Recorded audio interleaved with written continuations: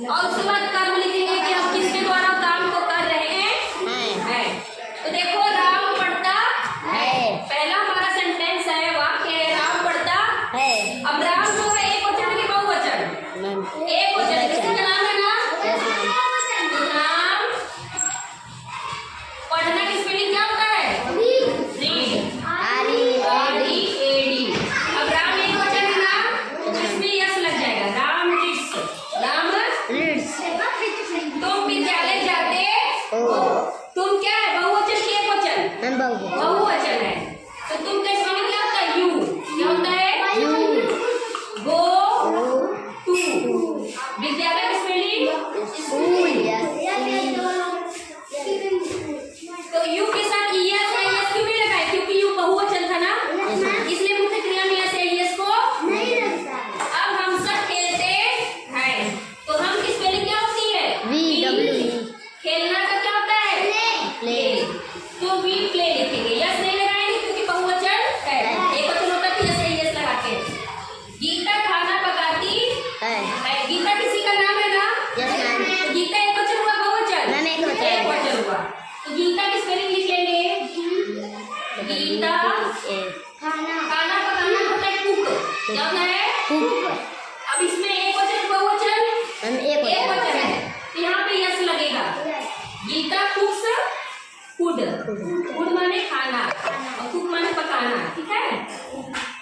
अब आया बच्चे तालाब में कूदते हैं, बच्चे एक है, बहुत सारे हैं, बहुत सारे, बच्चा नहीं बच्चे हैं, तो कौन सा हो जाएगा, बहुवचन हो जाएगा। और बहुवचन में यस या यस नहीं लगाते हैं, तो देखो चिल्ड्रेन, चिल्ड्रेन का क्या होता है, बच्चे होते हैं ना, चिल्ड्रेन जंप, जंप माने होता है कूदना, JUMP, jump into pond, pond माने क्या होता है, तालाब, पॉन्ड माने। तो हमारा मेन बात समझ में आया सबको, देखो एक बार बोलो, प्रेजेंट डिफिनिट टेंस जो होता है, इसकी पहचान कैसे करते हैं, इसकी पहचान हम ऐसे करेंगे, वाक्य जो रहेगा, जो वाक्य रहेगा ना, उसके लास्ट में ता है, ते है, ती है, ता हूँ आदि शब्द आते हैं ना, इसको कौन सा टेंस कहते हैं, प्रेजेंट डिफिनिट टेंस। अब प्रेजेंट डिफिनिट टेंस में हम साधारण वाक्य पढ़ रहे हैं, पहले क्या पढ़ रहे हैं, सकारात्मक वाक्य, क्या पढ़ रहे हैं, सकारात्मक वाक्य, जिसको अफर्मेटिव सेंटेंस कहते हैं। अब रूल इसका क्या है, एक वचन कर्ता के साथ मुख्य क्रिया में यस या यस को लगाते हैं। एक वचन कर्ता कौन है, ही सी इट या किसी का नाम। अब बहुवचन कर्ता के साथ मुख्य क्रिया में यस या ईएस को नहीं लगाते हैं। बहुवचन कर्ता कौन होगा, आई वी यू दे ना, ये सब क्या है, बहुवचन कर्ता है, तो इनके साथ यस या यस को नहीं लगाएंगे। अब इसका फार्मूला देखो कैसे बनाते हैं, इसको सेंटेंस को कैसे बनाएंगे इंग्लिश में।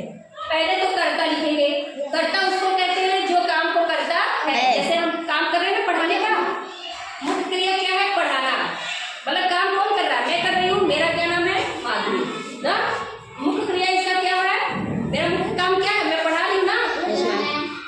अब यस या यस लगाएंगे, अगर एक वचन होगा तो, और नहीं होगा तो नहीं लगाएंगे।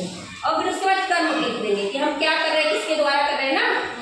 तो देखो राम पढ़ता है, तो राम एक वचन है, राम रीड, और एक वचन था तो यस लगा दिए, राम रीड्स। तुम विद्यालय जाते हो, तुम बहुवचन है, यस मैम, तुम बहुवचन है, you go to, goes to नहीं होगा क्योंकि यहाँ पे बहुवचन है, अगर एक वचन होता तो गोस टू कर देते ना, यू गो टू स्कूल। हम सब खेलते हैं, तो हम भी बहुवचन है, वी प्ले, वी प्ले। अगर होता हम सब क्या खेलते, क्रिकेट खेलते, मैच खेलते, हॉकी खेलते, क्या लिखते थे, we play cricket, we play hockey ना।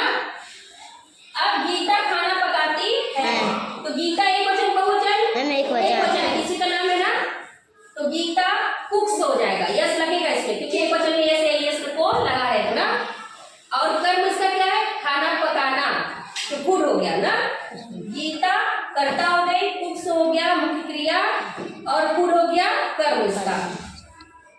बच्चे तालाब में कूदते हैं, तो बच्चे बहुवचन है ना, यस मैम, यहाँ पे चिल्ड्रेन हो जाएगा। अब जंप है मुख्य क्रिया, इसकी कूदना क्या है, क्रिया है ना, मुख्य क्रिया, तो इसमें यस नहीं लगेगा क्योंकि वो बहुवचन है, जंप। Children jump. अब कहाँ